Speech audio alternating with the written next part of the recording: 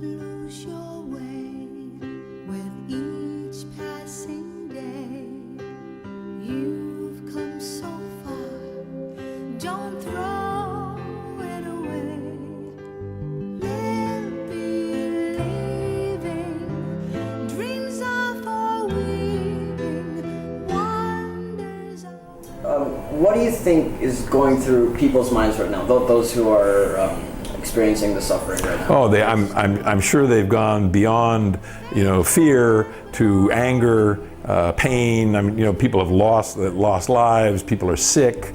That water out there cannot be very lovely at all. I mean, it's got to be some of the yuckiest stuff that's around, with everything that would be growing in it and adding to it on a daily basis.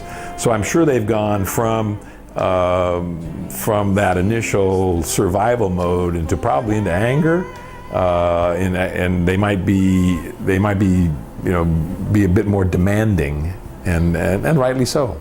The government, the people around need to help. But I think at the same time, if you go back and also think about what Gina Lopez was telling us and how they're trying to move people away from, for 40 years we haven't had a rainfall like that, or 50 years, 42 or whatever it was.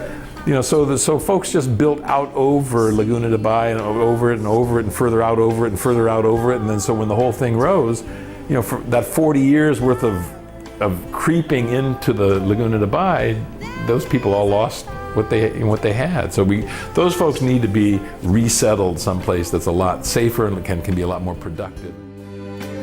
Words are swaying, someone is praying, please let us come home to stay. If we hold on together, I know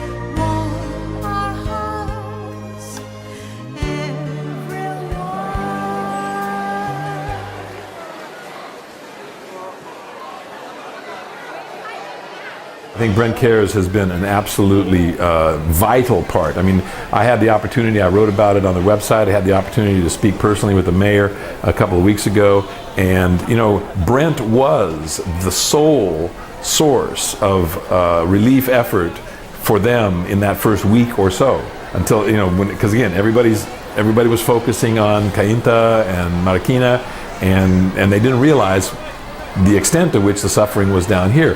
We sort of did. I mean, we actually held school. We asked everybody to open their hearts and their pocketbooks, and the community responded overwhelmingly.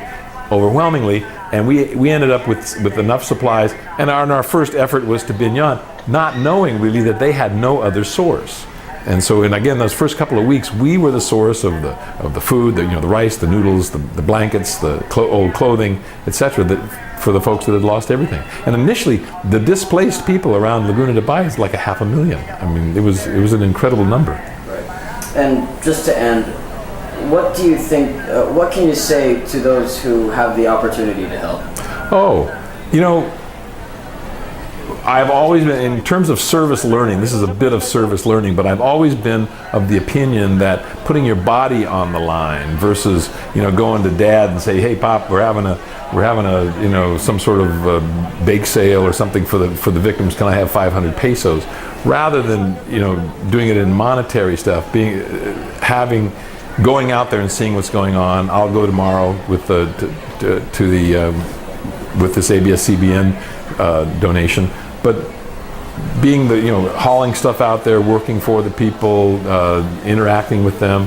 My Tagalog, unfortunately, is not that great, but being able to find out what they're thinking and what they're needing. And I think one of the things that the councils can do before maybe this Binan charity Christmas charity drive, is they might be able to find out exactly what kinds of things people really need.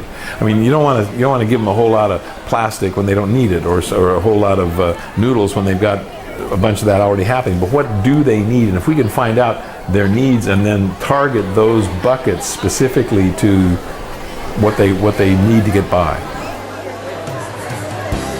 We hold on together. I know our dreams will never die. Dreams see us through to forever, as high as souls can fly.